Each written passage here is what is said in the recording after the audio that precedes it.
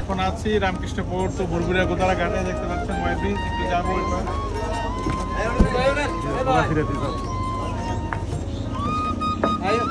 আসসালামু আলাইকুম, আমরা এখন আছি ভুরভুরিয়া একলারামপুর নতুন রাস্তায়। চমৎকার একটি রাস্তা আপনারা দেখতে পাচ্ছেন, খুবই সুন্দর একটা পরিবেশ।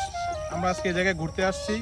নতুন পিচঢালা রাস্তা হয়েছে, এদিক হচ্ছে খাক্কান্দা চলে গেছে এবং এদিক দিয়ে রূপসতী, বাঁশরামপুর, পাঠামার অনেক জায়গায় যাওয়া যায়। খুবই সুন্দর একটা প্রকৃতি এবং চারিদিকে খুবই সুন্দর বর্ষা থই থই পানি আমরা দেখতে পাচ্ছি এবং চমৎকার রাস্তার দুপাশে সারি সারি আম গাছ আমি দেখতে পাচ্ছি লাগাইছেন একজন লোক। আচ্ছা, এই আম গাছগুলো যে লাগাইছেন 1 মাস আগে, আমার খুব ভালো লাগছে। আমার ফেসবুক বন্ধু আমানুল্লাহ ভাই এবং ওনার বন্ধু মঈন মিলে লাগাইছেন 400টি আম গাছ, 20টি কৃষ্ণচূড়া এবং 20টি নিমপাতা গাছ। খুবই সুন্দর, এই যে চমৎকার আম গাছগুলো বেড়ে উঠবে এক সময়। খুবই সুন্দর হয়েছে, এটা নতুন রাস্তার পাশে যেহেতু ওনারা লাগাইছেন।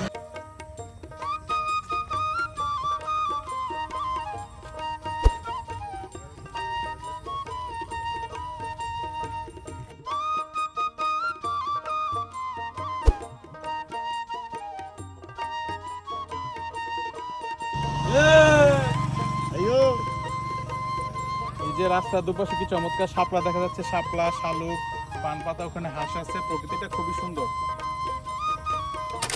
আম গাছগুলা যিনি লাগাইছেন এই ভুরভুরিয়া গ্রামের আমানুল্লাহ ভাই এবং প্রবাসী এমডি মঈন, ওনাদেরকে অনেক ধন্যবাদ জানাচ্ছি। আসলে বর্ষাকাল হচ্ছে আম গাছ গাছপালা লাগানোর প্রজনন মৌসুম আর কি, মানে গাছ লাগানোর উপযুক্ত সময় হচ্ছে বর্ষাকাল। এই গাছগুলো অনেকগুলা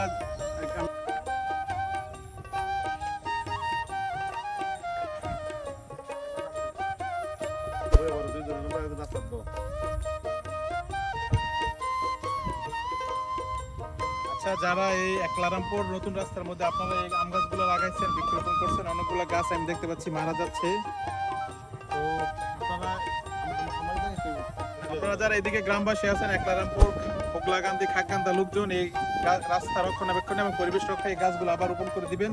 আর যে যে জায়গায় আম গাছগুলো ভেঙে গেছে, যে দেখতে পাচ্ছেন এই আম গাছটা মারা গেছে, তো যারা লাগাইছেন অবশ্যই সদকা জারিয়া একটি ভালো কাজ করছেন। তো আপনারা যারা গ্রামবাসী আছেন, এই রোডে চলাচল করেন, প্রতিনিয়ত শত শত মানুষ, আপনারা এটা রক্ষণাবেক্ষণের জন্য এই গাছগুলো আবার রোপণ করে দিবেন, এটাই আমি আপনাদের কাছে আশা করতেছি।